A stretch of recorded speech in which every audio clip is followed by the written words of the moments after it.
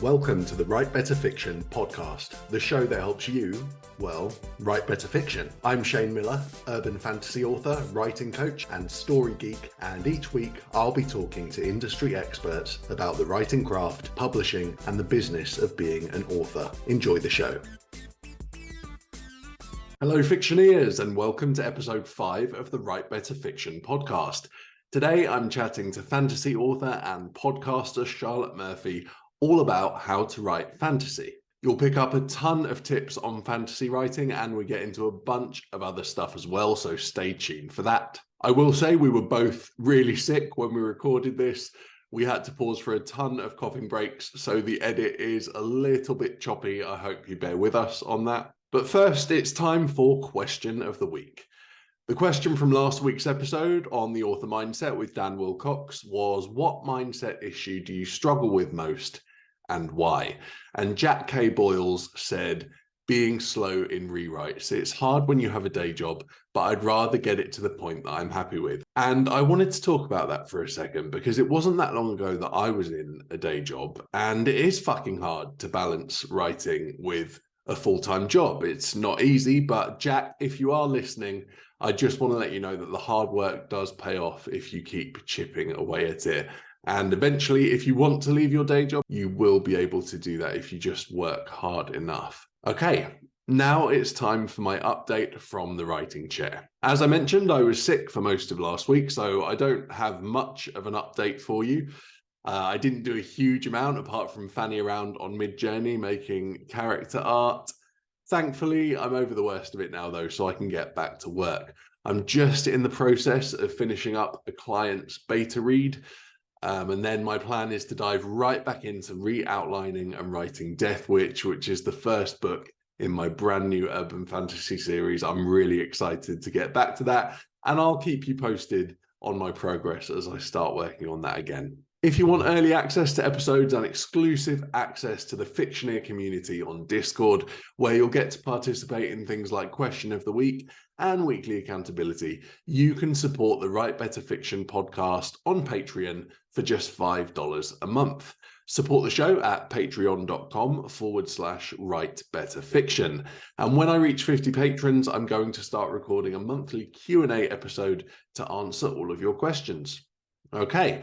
That's about it from me this week, so let's get into the interview with Charlie. Hello and welcome to the Write Better Fiction podcast. Today, I'm joined by Charlotte Murphy. Charlotte is the London-born author of the Eververse series, the YA fantasy trilogy, The Antonides Legacy, and its prequel, Genesis of Dragons, all debuted in 2020, following the lives, legends, and loves of a mighty dynasty. The Eververse series has something for everyone. An English with creative writing graduate from Brunel University, Charlotte's been writing and reading since a young age and can usually be found at home with her partner, her daughter, and their large collection of collectible Funko Pops and special edition books that she will probably never have the time to read. Charlotte is currently working on the sequel to her paranormal fantasy novel, Walls of Duty. Hi, Charlie. Welcome to the show. Hello, how are you? I'm good. I'm good. I'm all good. We're both sick, so if the energy's not quite there, no, we'll try. We'll persevere. We'll try. We can do this. We can do this. And I will own up. Charlotte's interview should have been out 2 weeks ago, but my Google Drive fucked up, so I don't really know what happened there. And she's graciously agreed to come back on the show, so huge thank you for that as well. Yeah, we had a good time. So yeah, let's see what we can do this time, germs aside. Cool. Yeah, exactly. So tell us a little bit about you then and your journey into writing. So let's see, my journey into writing is, I guess, not unconventional nowadays, but unconventional in the sense that I didn't really kind of try to do the writing thing. I kind of stumbled upon self-publishing, not really understanding how to go about it, what it was, that kind of thing, but thinking it was super easy and you just click a button and upload and off you go. But there was a lot more to it than that, which I discovered later on. But that was my initial entry into getting my books out. But in terms of like writing and reading and just having that general love for the written word, that's always been me in terms of, I studied it at uni, I studied it in college, you know, all of that good stuff. But I never necessarily understood what I was supposed to do with those things that I Yeah. study. It's like you study English and everyone just says you're going to be an English teacher. Like my, what was the word? My counselors or whatever at college were absolutely shit, because nobody ever said to me, you could be an agent or an editor or a commission. Like none of that stuff was real life to me. I didn't know how books are made. They just appeared, you know what I mean? And so yeah, I just did the whole work thing for a while and then discovered self-publishing, and I had these books ready, or what I thought was ready at the time. And I thought, let me put these out there. And in the process of putting those out there, I met the community as a collective, and you know, found my little tribe and my now bookish / life friends. And you know, it's just been a whirlwind journey from there, really, but it's been fun. Yeah, it's definitely fun. And we've got a similar background because I studied journalism at uni, and when I saw my careers advisor or whatever, they were just like, oh, you could go into business. Wait, whoa. I didn't come to uni to study the writing craft thing to Yeah. go into business, but they just don't know what to do they? Like, yeah, we have some of the advisors who are admittedly very useless. I totally get that. But when I look back at some of the girls who were in my class who did know what they wanted to do, that you realize that there was this kind of just missing link between who was exposed to something and who wasn't. Because, you know, I don't know whether they had those talks with the advisors or whatever, but I now know, you know, LinkedIn being the place where you go to feel shit about yourself. Yeah. You know, I see those girls that were in my English class who are editors and agents and commission, and I'm like, how the fuck did you know how to do that? Like, why did nobody tell me? Why did nobody tell me? Like, so, you know, there is this thing between, yes, support from other people is wonderful, but you do have to, and this is like a life thing now, philosophy, you do have to put in the work and find those avenues yourself. Like, they're not gonna kind of just fall into your lap, which is what I kind of did wrong. Yeah, same. Okay, so we're here to talk about how to write fantasy. What is your definition of a fantasy novel, and what kind of things would you expect to see in a fantasy novel? Yeah, let's see. So fantasy for me is definitely scope. I feel like there needs to be a large world cast, just a general feeling of epicness to be fantasy. It doesn't necessarily have to be a la Tolkien and, you know, have like orcs and elves and everything, but there just needs to be a sense of largeness and other to fantasy that you wouldn't find obviously in contemporary or crime, or you need to be somewhere that takes you out of the norm to be fantasy. I'd expect to see magic, obviously.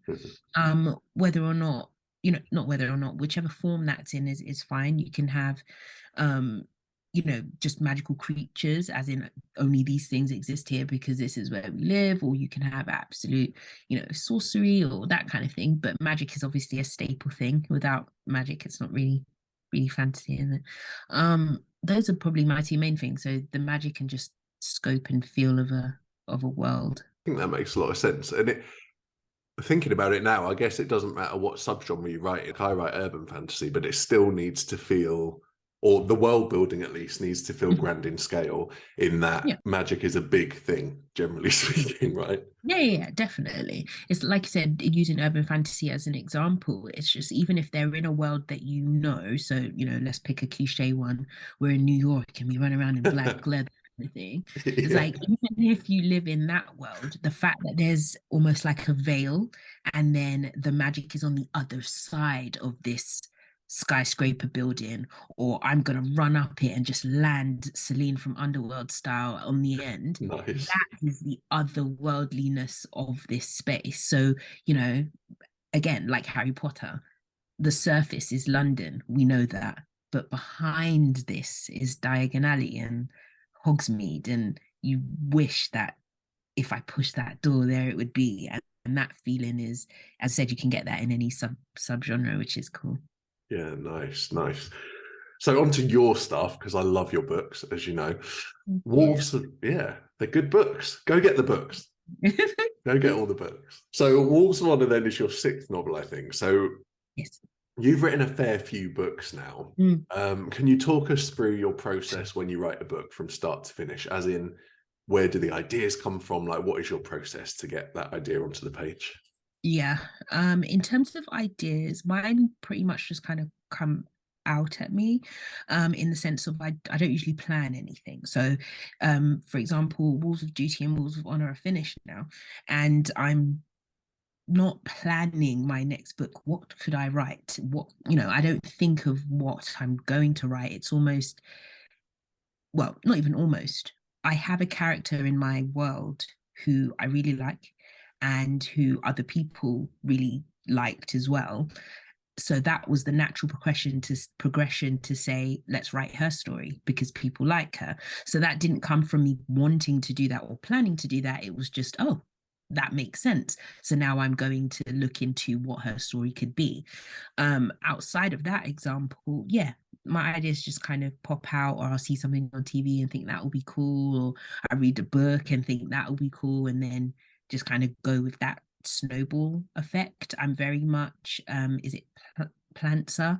So I fly by the seat of my pants in terms of what I want to write, but then once I've decided what that is, then I'll do like an outline and all that kind of stuff. But yeah, ideas just kind of come at me. And one of my favorite like writer, not anecdotes, but that thing you say if you ever became famous. My favorite thing, I was watching like Sky Arts with George R.R. Martin, and he obviously was talking about Game of Thrones and its phenomenalness and all that stuff. And he was basically saying like the scene of them finding the six pups at the beginning, the six wolf pups, that just came to him one day, and he didn't know where that fit. He didn't know where it was supposed to go. It meant nothing. He just saw this scene finding these wolf pups and said, oh, I'm going to put that on the burner and do something with it. And hearing an absolute master say that about how I write was just like, oh my gosh, that's like the best thing ever. Like, that's how I do it, kind of thing. I just have scenes and I'll put them somewhere, don't know where they go, and then one day, oh, that thing I wrote, and then I'll just slot it in and off we go. Yeah, and that's actually, we hear a lot about, oh, you must do it this way. So you must plan every single thing before you start, or you must never plan. There's a lot of these loud voices that have very differing opinions. So yeah, it's important to know that no one process is wrong, right? Oh, 100%, 100%. And like I recently became a mum, a year ago. My daughter was one. And I found, and it's so weird, but I found such a correlation and similarity between motherhood and writerhood. And one of the biggest things is, as you said, there's no one way to do everything, and everybody is wrong while being simultaneously right. Okay. Because some people need outlines, plots, scene by scene, trackers, know this is happening. The mum equivalent of that is baby in bed by this time, feeds at this time, absolutely, very regimented. The baby has to do this, the baby has to do that. And if that works for your sanity, babes, great.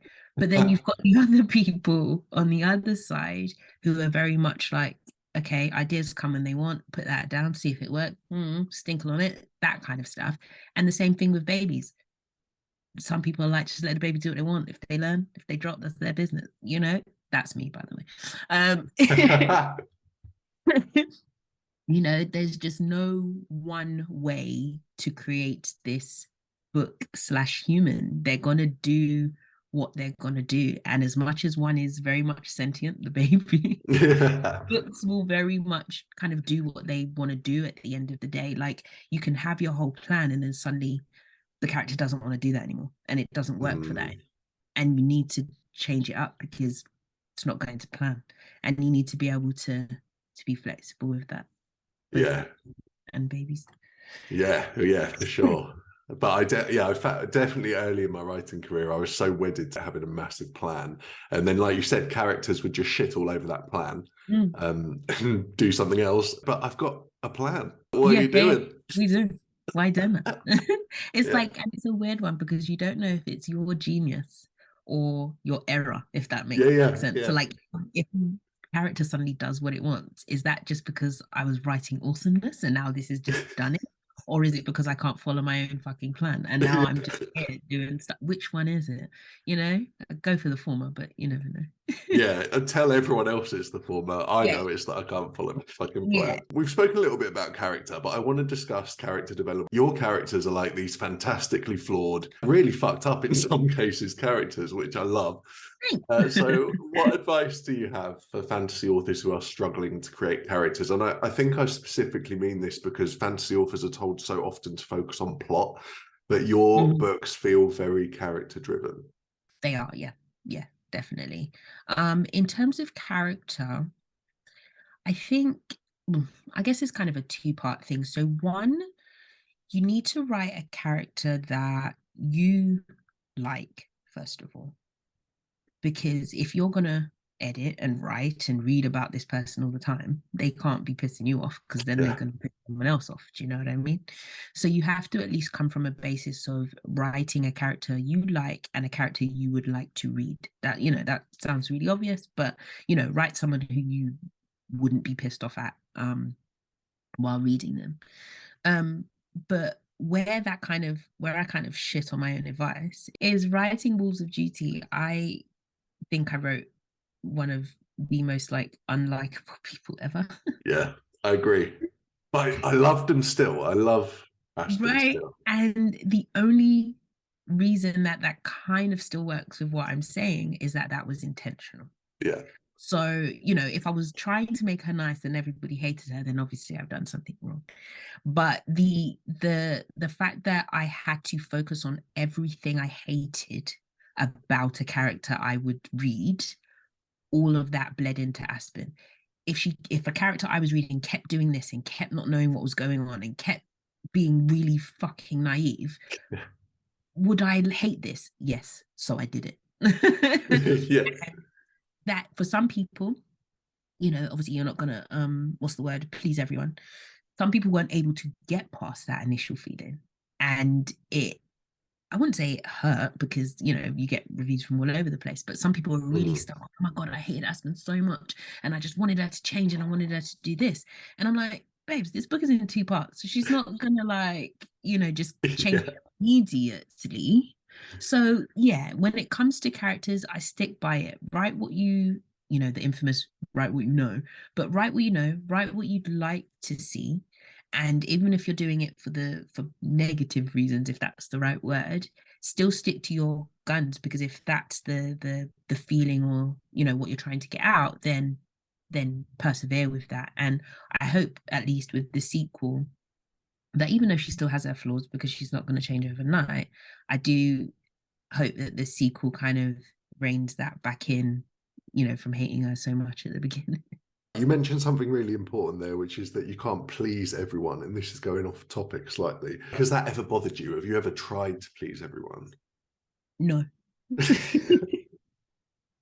That's the short answer. And you know, in both aspects of my life, in terms of writing, personal, you know, that Mm. kind of thing, my friends will tell you I'm the blunt one, I'm the straightforward one, I'm the fuck it, who cares one. Depending on the situation, obviously, that can be to one's detriment. But in terms of sticking to my guns about writing, as I said, I'm not I've never been bothered in that sense. And I think that's helped me a lot because even when I received, you know, quote unquote negative reviews or a Mm. critique about Aspen or a creative choice or whatever it is, because I was confident that I did what I wanted to do and it's how I wanted it to be, those responses just kind of roll off your back. If you go into it feeling like, oh, I should have done this, I should have done this, and then a person comes in and says, you should have done that, then you sit and beat yourself up and think, if I'd have done that, they would have liked it. And then you get into this internal beat yourself up space. And I never want to be there. Like, don't get me wrong, it's not that I don't care if people say bad things, but if it is something I felt strongly about and I left it in there for a reason, then that helps me feel, you know, positive in my resolve. Do you know what I mean? So I don't Mm. get too upset about that. I don't try to please everyone. And slightly off topic, but then also not. I've realized that I write for myself. Mm. in the sense of I have a lot of friends who are like querying at the moment, for example, or going over draft 992, Yeah. just really focused on the being published part. And, if that was to ever happen to me, of course, wonderful. Who's gonna not be happy about that? But I realized that for me, it's about writing a story, loving the story, and Mm. just putting it out. Like Mm. now that Wolves is out, I'll tell people, oh, you've written, yes, da, da, da, da. But I'm not as hard up on being published as I once thought I was. I just like stories. So when they're out there and anyone says anything good or bad, I'm just happy that you found it because I don't want or need anything else from it. Does that make sense? Like Yeah. I'm just vibesy. I wanted to get your opinion on something as well, because we hear about this a lot. But when I can't keep track in a fantasy novel, it pisses me off, because we were talking about scope earlier and like it has to have a large scope. But I was reading a fantasy novel recently where there were just too many magical creatures. I couldn't keep track of who had what powers, who related to who. So how much is too much when it comes to including anything really, but supernatural creatures, different types of magic in your books? Yeah. Let's see. I think when something is too much is when it's clearly unnecessary, I think is the answer I'm going for. Because for example, you can have a huge cast or plot going on, or magical creatures or names of houses or whatever it is, but if they then serve a purpose, like say you didn't understand it up until like chapter 6 or something, and then it pops up again in chapter 7, you at least do have something that pops up and says, oh, that was that. And you might even go back and have a bit of a read over, but then you'll realize that those are maybe Easter eggs, or you just kind of missed the point at the beginning, but it's come to a conclusion, or it's come to a culmination, and you're like, okay, fine, this is why I needed to retain that information. If you've gone the whole book and all of that shit at the beginning still hasn't made a difference or still didn't add to anything, then it's unnecessary. It didn't, need to be there. And this isn't even just fantasy. Like as a quick example, I'm reading a romance book at the minute, like a contemporary rom-com, and the woman works in STEM. So there's the whole introduction bit about how she's, modern working woman and blah blah blah blah, and she works in tech and blah blah blah blah, which is great in terms of her introduction. We know this is the type of woman she is. Fabulous.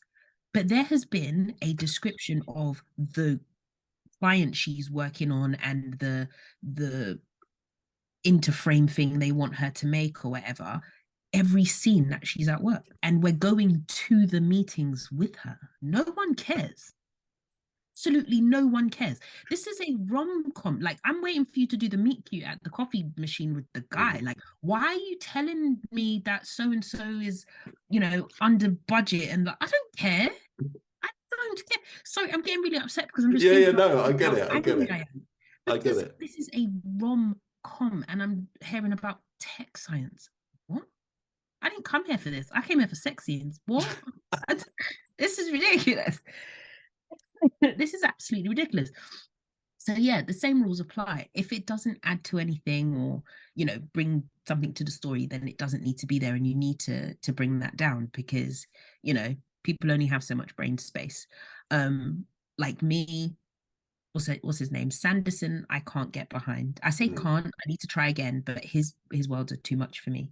I think it's too much for me. I just can't. George Martin, again, not complete bias just because I love Game of Thrones, but maybe it's because they're like in sections. So these are the Starks, these are the Lannisters, and they all intertwine, so they make sense. I can go with that. Pierce Brown, Red Rising. This guy is in space, but I still got it though, because they're on planets. Like, these are the Moon Lords, these are the Venus guys. So even though there's about 100 warriors in each one, I know who their allegiances are and I know why we're fighting them. With Sanderson, there's just something where it's just like, all of these names, who's fighting for who? Why are you doing that? No, it's not. It's too much. So yeah, it just needs to be necessary. That's the short version. Sorry. George R. R. Martin, actually, that's a really good example, because he introduces new things very piece by piece. You're not introduced to 500 houses all at once. It's Yes. very much get your head around this, Mhm. and then we'll move on to this. With the first book, the first Game of Thrones book, everyone, like, I was reading the first couple chapters, and it was switching between different people, and I was like, okay, it's a bit much. And what I did, I tabbed all of the names and read the same POV in one go. Right. So it was just one story, and then went back and read someone else's, and then went back and read someone else's. And it was wonderful because it was a complete story just cut up, if that makes sense. Like, it didn't Yeah. feel like I lost any time by reading it that way. And again, I mean, obviously bias, I'm obsessed with him, but I just thought that was really amazing because it didn't feel like it was cut up. You were just reading a book of what this person was doing, and then you were reading a book of what this person was doing. So I read Arya's story, I read Daenerys' story, I read Jon's, and it worked just as well. And after I did that with the first book, going on to the second, I just read it normally, and I was like, Yeah, okay, you were good to read it. as I said, it wasn't even anything I'd heard of or anything. I was just like, okay, let me just find out what these people are doing, and let me just do it like that. Because where I was struggling, sorry, going off track again, You're right, you're fine. where I was struggling, I'd watched the show first. Oh, So right. because the show, obviously, first 2 seasons were basically lifted from the page, wonderful. I was struggling to split what I'd seen on TV with what I'd seen in the book because the words were exactly the same. And I was just like, this is so perfect. So I just had to be like, okay, let me just read everyone's, and then went on. But like, I liked that element, and I advise people to try that. It's quite good if you've got multiple POV books. Yeah, that's cool. And that would actually be a good thing to do when you're editing your own books as well, I guess. If you've got loads of POVs, does this singular family or person story make sense? Great. Does this one? Yeah. Yeah, Definitely. nice. I like that. So we all know then how important setting is in fantasy, and especially if you're writing epic fantasy, secondary world stuff. So what tips do you have for authors who are struggling to bring their settings to life? Yeah. I think I said this last time, like, I struggle with that as well. Yeah, I same. really do. I'm so focused on, like you said, I'm mainly character driven that I kind of forget the immersive part. But one of the big things I got from my beta feedback, thank you guys, was use the senses. So be more sensory. So rather than seeing everything and describing everything visually, try smells, try sounds. If the person is touching something, how it feels on their skin. Literally just use more senses to switch up your description, so you're not having to constantly think of visual words first of all, and find obviously audio ones, and touch ones, or what's the word? I forgot the word for touch. It's gone out my head. Yeah, no. But tactile. Yeah, right. Yeah. So find words, it just opens up your vocabulary and other ways to describe, because if you're always having to say, oh, the grass was lusciously green, you could have said the aromas were fresh and earthy or something, or you could have said it was prickly under there are 3 separate things to describe that you were on grass. And yeah, so that was definitely good advice. I think using the senses that way does really help to draw readers in. That's awesome. I do have a question that I didn't prepare you for, but I'm going to ask anyway. So Antonides' legacy, right? Yeah. Kind of a YA feel. Yeah, definitely. Wolves, not so much, right? Yeah, So definitely. I've got a word for you. The word is smut. Smart, yeah. Which voice do you feel is more yours, and how did it feel to switch from a YA to more adult? Yeah, no. So series? Wolves is definitely more my voice. Yeah. And, I'm glad that you said it like that, because even though they've been released relatively closely, so 2020 and now 2023, I actually wrote Antonides when I was 17. So it only came out recently, but I started the book when I was 17, on and off, and released it when I was whatever years old. And So the changes as such wasn't a problem because I was just now an older person. I was a different person. Because even with Antonides, as I said, it is YA. I know it's Yeah. YA. I finished the third book when I was a little bit older. And even before the whole, learning about self-publishing and stuff, I did actually go back and include a sexy scene because there wasn't one before, because I was like 18. But then once I was like, I think I was 29, 30, I included one just because I was just like, yeah, I can do that now. I'm a grown up. Yeah, do So what I I just want. yeah, I can do what I want, whatever. So I threw just one. I say just one. I threw kind of a main one in there. I mean, there are a few with like Briseis and stuff. She has a bit Yeah. of a little bear with the guard guy, and that's a bit, even though she's 18. So yeah, but I did throw it in later. But with Wolves is definitely my voice now, and I guess the kind of tone now. Mm. Not just in the smut way, but just in the dealing with, I guess, darker Yeah. themes, Yeah. triggering themes for some people, and just being able to, take the time to explore those types of themes rather than just focusing on the rainbows and the fairies and that kind of stuff. So yeah, it's a hard one for me in the sense of when people discover me, they usually discover Wolves first, but then they say, oh, they discover I've got other books, and they say, oh, which one should I read first?